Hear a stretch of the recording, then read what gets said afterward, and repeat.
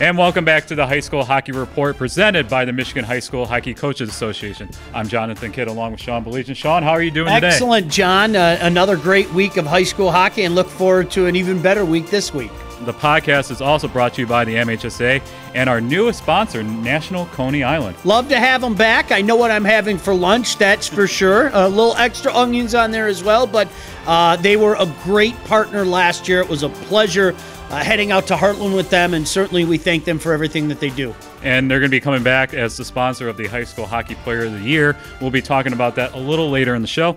Let's recap on last week. On Saturday, went and saw the Trenton Brother Rice hockey game.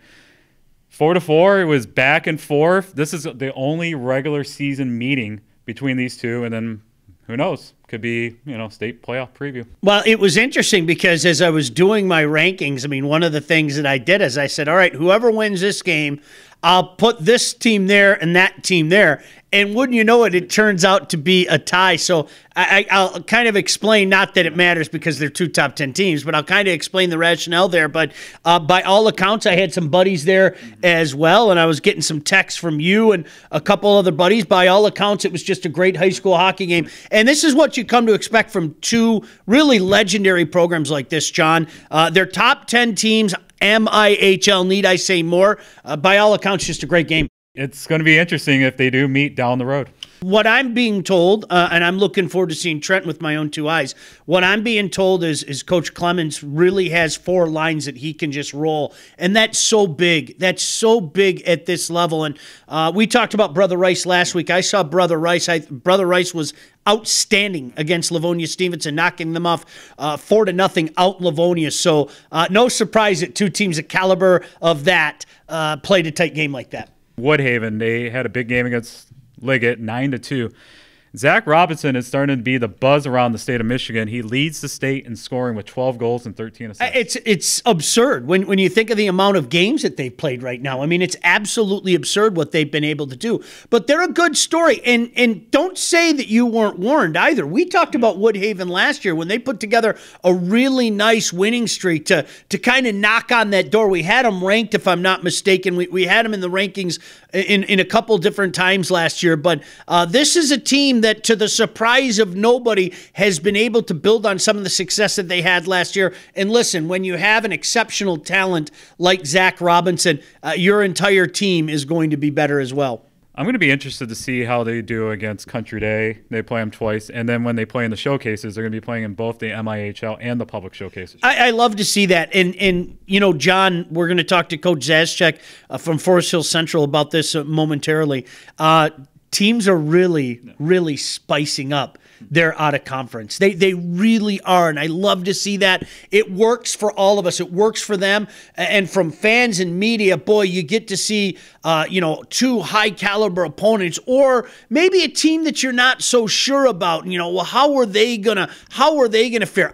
I look at, there's two teams that come to my mind when we talk about that dynamic. I think Saline a couple years ago, I think everybody knew that Coach Foz is a darn good coach, but Saline started to make a name for themselves, and they've really established themselves. And I thought Davison last year was another team. All right, let's see how they fare in this game. And when you see how they fare, I think that's usually a telltale sign in regards to how legitimate they are. You took in the Detroit Catholic Central Orchard Lake St. Mary's game on Saturday night at the USA Hockey Arena. CC came out 5-1. What's an update on Ryan Mara right now? Everything that I've heard is he checked out already. Took a big hit right in front of the Orchard Lake St. Mary's bench. And anytime you see a player go down, your heart flutters. And, I think the medical staff did a great job. They came out with the C collar and got him strapped down and everything. But by all accounts, John, it was precautionary, and he seems to be okay. So certainly we wish him all the best. No doubt about that. You never, ever want to see any player get hurt. Orchard Lake is a good team. They're a good team. There is a lot of talent on that team. I think Keaton Strunk on the blue line is a darn good player. Bryce Callen's one of the best forwards you're going to find. They're just overmatched against Catholic Central. And that, again, please, if you're an Eaglet fan, that isn't a shot against you.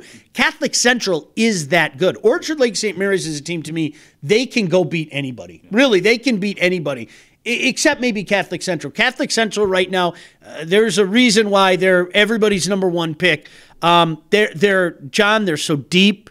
They're so fast. And I'll tell you what, the coaching staff has those guys playing so hard right now.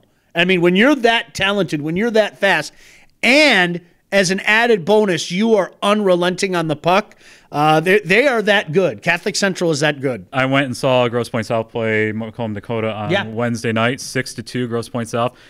Grosse Pointe South is another team that moved down to Division III. They could be one of those teams look out for in Division III. They are. I don't think there's any doubt about it. I think a couple of years ago they had a really good team, and it took a little step back. Sometimes you see that, but they're back up. And, it's interesting. Not only, I'm sure you had a chance to talk to Bobby, but he's one of the well-respected coaches around the state as well. So Dakota's a team that you know what? Maybe they learned from this. And as we talked about last week, they've been able to take some pretty good runs as well. So I am intrigued at the Blue Devils. I think maybe put a little bit more down, and we'll see what the next level is in terms of sneaking into the top 25, but very intrigued. Heartland went up to the UP. They played Hancock. They beat them 7-1. And then on Saturday, they played Houghton 3-2 in overtime. That was a good momentum builder for them. Well, you know what's interesting about it is, we talked about this. Hancock, after having really just an incredible stretch,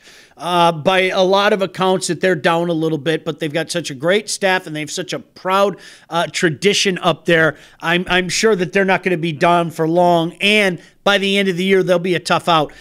Corey Markham, if you follow Houghton, and I even put this in my rankings, it's tough to play against them. Period. End of story. That, to me, is a staple of what you see from Coach Markham. One of the guys on the Heartland staff, I was talking to him about the game, and he said they are going to be hard to play against. Coach Hunter, Kirk does a great job on Rick Gadwa's staff, but he said they are going to be hard to play against. They just keep coming at you. That's a tough out. And to me, that's a staple of what Coach Markham has done up there with the Gremlins. And when you saw Heartland a few weeks ago, what did you see about this year's team that could, making a good run? You know what's interesting? I'm not sure that they have the what's the best way to say this? The high end aspect that they had last year. They had a couple of pretty special players. That's not to suggest that there aren't special players on this team. I think this team is just good all around. And that's frightening. We'll go back to what we were talking about with Trenton and what Coach Clemens has at his disposal. When you have good depth and you can keep rolling the depth, you just grind guys down. You wear them down. So maybe they don't have the star power like they did last year, although Larson is tremendous, no doubt about that. But they're just a really good, deep team, and they keep coming at you in waves. We build up this matchup on our last podcast. Calumet was coming down to Cranbrook. Cranbrook coming off a couple losses. They swept Calumet 6-3 and 3-2 in overtime. What a statement by Cranbrook. I mean, not that CK needs to make a statement, but a big statement by Cranbrook. And, Calumet fought them hard in the second game, losing in overtime. As I said, I'm really intrigued at the Copper Kings because, Brent Locust is a name that came up on everybody's list in terms of player of the year. And then his brother's on the team. I think his cousin's on the team as well. There's a trio of Locust players. So that's an interesting scenario to say the least, but that was a measuring stick weekend, and CK they came out looking all right. And lastly, Alpena, the shutout streak extended to 5, but they ended up giving up a couple goals on Saturday, but still 260 minutes of shutout hockey. Yeah, what was it? 4-2 against Petoskey. I believe it was Petoskey. Cooper Black's been a great story. No doubt about it. You only give up 2 goals, and as we mentioned, John, I'm sure that you heard the same thing. So many coaches, when you ask coaches about this, that, and the other thing, so many coaches said, look out for Alpena this year, and certainly Alpena's making them look smart. So that's a good start to the High School Hockey Report podcast here. Sean, who do you have coming up?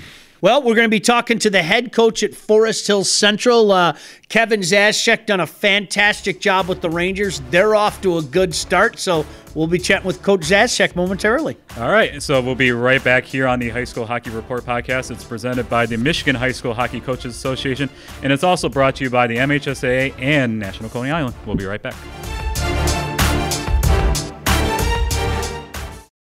National Coney Island is serving up what you love, fast, fresh, and friendly, like our award-winning Coney, honey, or handcrafted burger. so you can get what you want when you want it. National Coney Island, your craving is calling. There's an old saying, you can never have too many officials. The age of the average official is 52 and getting older all the time. We're constantly recruiting new people, younger people to join us. After you register with the MHSAA, look on the website to find an officials association near you. They'll put you in a position to succeed as an official. We all learned a lot from high school sports, and officiating is a great way to give back to the game. There's help wanted, just whistle. Touchdown, Falcons. And welcome back into the High School Hockey Podcast. My name is Sean Baligian, and of course, we give a big shout out to the Michigan High School Hockey Coaches Association as well. One of them that is kindly joining us from the west side of the state. He's doing some good things over at Forest Hill Central. Let's welcome in the head coach of the Rangers, Coach Kevin Zaschak. And Coach Zaschak, really appreciate the time. Thanks for joining us here on the High School Hockey Podcast. Oh, thanks, Sean, and thanks what you guys are doing for high school hockey. It certainly helps get us out there, all the great stuff you're doing to promote us. Well, you know, there's a lot of great things going on, and I mean, let's start right there. This is a team right now. Before we look at what's going on right now, let's look a little bit back to last year. There were some growing pains last year. You had a young team, but this is a team that kind of found its way as this season progressed, and really, some might say we're playing their best hockey at the end of the year. Do you feel that's an accurate description of your Rangers? For sure, yeah. We suffered a heavy graduation loss 3 years in a row, and it finally hit us last year. We only had 3 seniors, and we started out 0-7. And actually, we were playing pretty well. We lost to Granville. I think it was our 5th or 6th game, but we kind of started seeing the kids buying in and turning, and then we ended up winning 8 games in a row and beat Granville in overtime later in the year. So that was a nice turnaround. Unfortunately, we lost in the playoffs to East in overtime, but to see the growth was fantastic of the young group. Well, it's interesting because, Coach, you see this all over the state. The carryover, you know, they as you mentioned, you buy in, you start to see some results pay off. You guys are off to a 4-1 start this year. What's going right for you?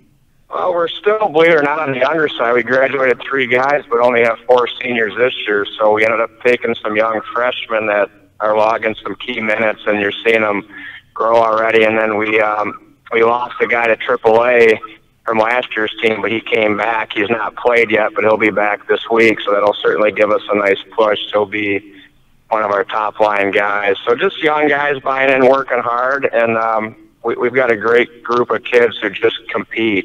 Coach Zaschak, the head coach of Forest Hill Central, the Rangers, off to a 4-1 start. You know, Coach, I think you were one of many coaches all around the state that you've kind of taken the approach of where do you want me to go? I mean, I've seen you out at the Chelsea Showcase. You guys have been out to the Trenton Showcase. You're making the long trip over from the Forest Hills area to Farmington to take on a pretty interesting Farmington United team. What's the mindset, I guess, by taking your team on the road and letting these guys experience that?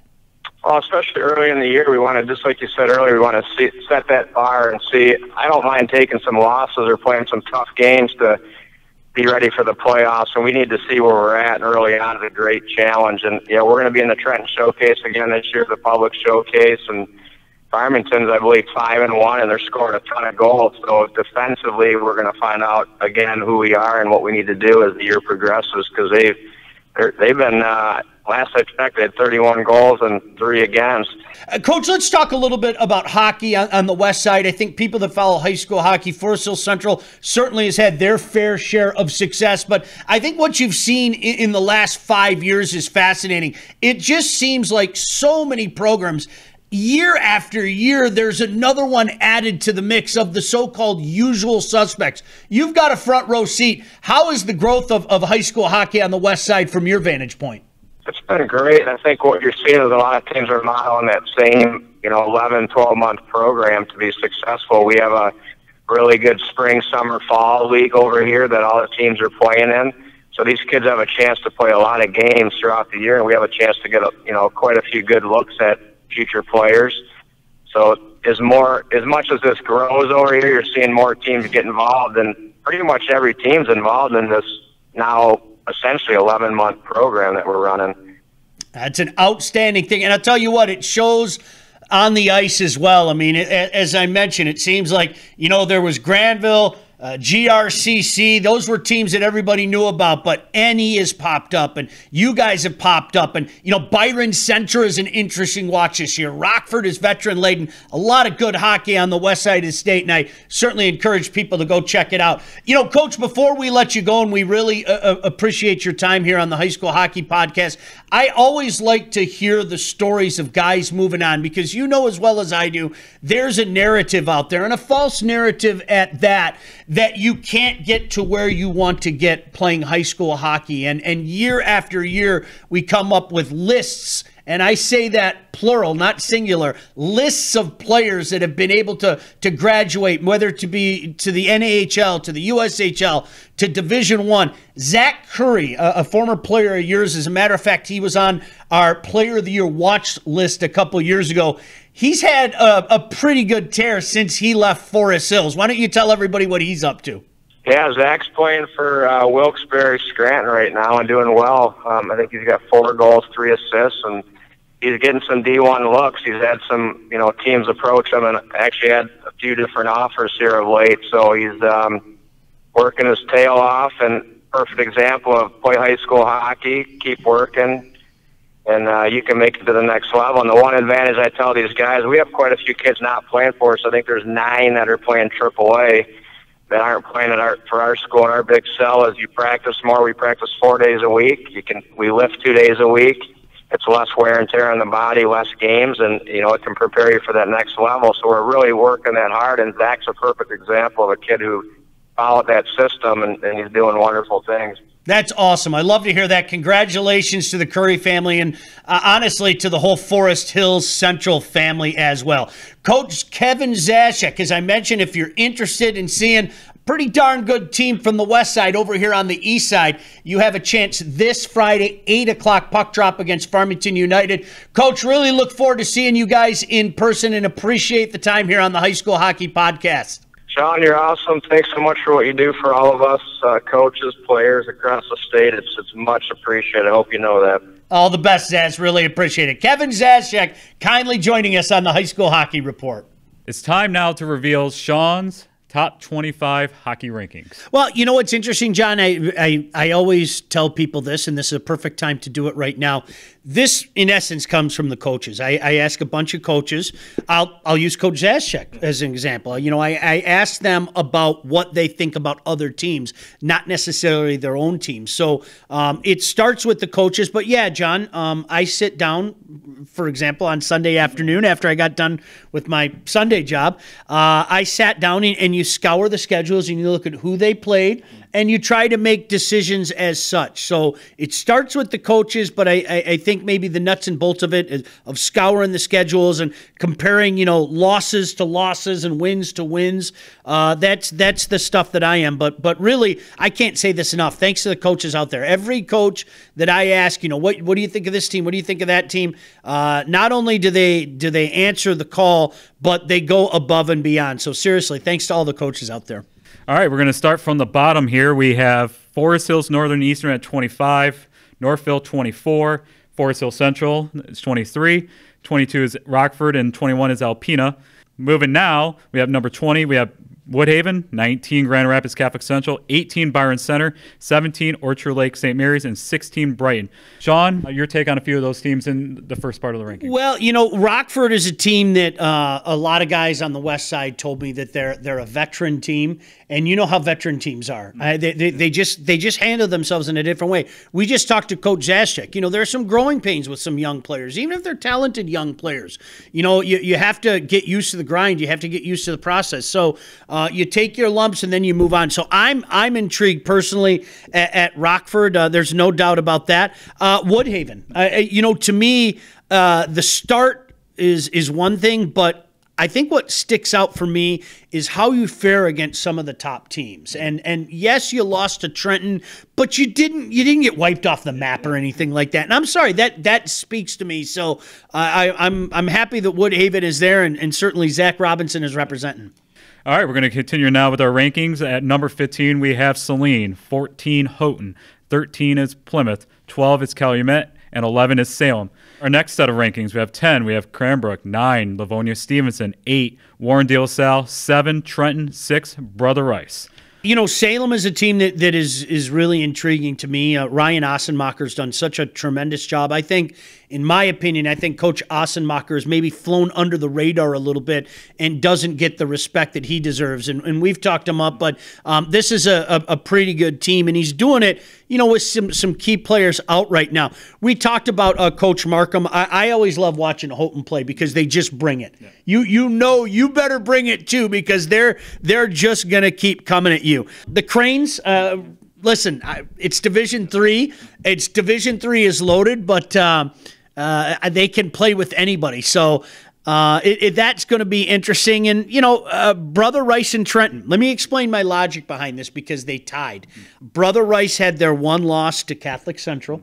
So that was kind of my reasoning for putting Brother Rice up just a little bit above Trenton, while Trenton's loss was to UAD. Yeah. You know, so that was my reasoning for putting them at 6 and 7, because really, John, as simplistic as it may sound, after talking to a bunch of coaches as I was doing these rankings, I kind of came to the conclusion. I was like, all right, whoever wins this game, I'm going to put them at 6 and the loser at 7. But we had to figure out a way, so that was my rationale behind that. Lastly, our top 5. Yes. At number 5, we have Detroit Country Day. Number 4, Saginaw Heritage. Number 3, UAD Jesuit. Number 2, Heartland. And your number 1 team in the state is Detroit Catholic Central. And let me tell you this. It was unanimous. I mean, to the people that I talked to, it was unanimous. Everybody said Detroit Catholic Central for what it's worth. I want to talk about 2 teams. Detroit Country Day. Sam Avola can beat anybody. And now, hold on, before the Yellow Jacket fans get mad at me, that team can beat anybody as well, because that's the one thing that we saw happen last year. Sam Avola obviously got a lot of talk, rightfully so, but I think what people saw was a darn good team as well. And I think Sam would be the first person to say that as well. So let's remember, this is a Yellow Jacket team, and they can beat anybody the way that they're playing. Saginaw Heritage, I mean, such a great story. J.J. Bamberger's done such a good job. You've seen them make runs in pretty much all the divisions, but when you look at what they've done so far and the wins that they've put up so far, they are just continuing what was a tremendous run last year. John, you were there for that Division I final. They gave Brighton all they could handle and then some. So a lot of good hockey being played up in the Saginaw area, to be sure. You can check out these rankings at our website, statechampsnetwork.com. All right, we're going to take one more break, and coming up, we're going to reveal our top games of the week and our National Coney Island Player of the Year update. So stay right here on the High School Hockey Report, presented by the Michigan High School Hockey Coaches Association, and it's also brought to you by the MHSAA and National Coney Island. National Coney Island is serving up what you love, fast, fresh, and friendly, like our award-winning Coney, honey, or handcrafted burger. So you can get what you want, when you want it. National Coney Island, your craving is calling. I admit it, I love working with money, negotiating, and making big decisions. That's why I'm majoring in finance and economics at Lawrence Tech. What's truly amazing about the education here is the small class sizes that give me easy access to my professors who truly care about my future. They even helped me get a great internship. And I was able to fulfill my lifelong dream of playing college golf. Lawrence Tech, where Blue Devils dare.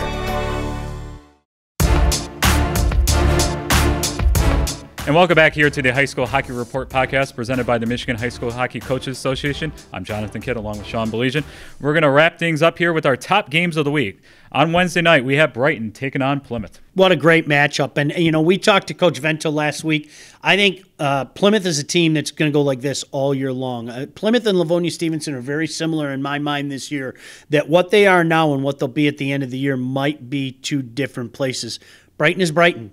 Don't pay any attention to their record. If you haven't followed high school hockey that long, Brighton has had years where they have meandered through the season. I don't say that disrespectfully, but they've kind of had an up and down type of thing. A lot of it has to do with the tough schedule that they play.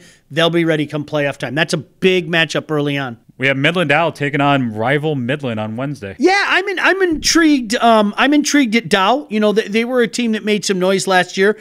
They've had wins over Bay City and Granville. You know, I think that's going to be an interesting story. They lost to a pretty good East Grand Rapids team and a team that, quite frankly, John, just missed our rankings by a hair. Midland, I don't know much about them. You know, I'm going to be intrigued to see. This is a good statement game for the Chemics. If the Chemics can go out there and beat their rival from Dow, we're going to have to all keep an eye on Midland to be sure. On Thursday night, we have another KLAA matchup as Howell goes on the road to Salem. It's a great matchup. I really want to see the Highlanders. I'm intrigued. As a matter of fact, I think I might go out there next week to see them out in Howell against our buddy Clint Robert and Ann Arbor Gabriel Richard. I'm intrigued at them. You know, they were a team that, you know, they've had a pretty good run last year. They certainly have had some good teams in the past. As we talk about, Salem is a team on the cusp of the top 10, and a lot of people are talking up Salem as well. So the Highlanders with an opportunity to really put their mark early in the season and make a strong case for saying, hey, we're ready for the top 25 again. On Thursday night as well, OAA battle between Birmingham Unified and Lake Orion. Birmingham Unified, you had some nice conversations with them last year. They're off to a good start this year. You know, big test against Lake Orion. Yeah, and an opportunity to bounce back. They fell to Rochester United their last time out. Lake Orion, I'm intrigued at Lake Orion. They came off a wild one, 8-6 against Jackson. They have losses to Alpena and Howell. That's not exactly a bad thing, as we talked about. I mean, heck, Alpena's ranked. Howell, another one of those teams that's maybe in that next list, so to speak. So that should be a darn good matchup out in the Dragon's Lair.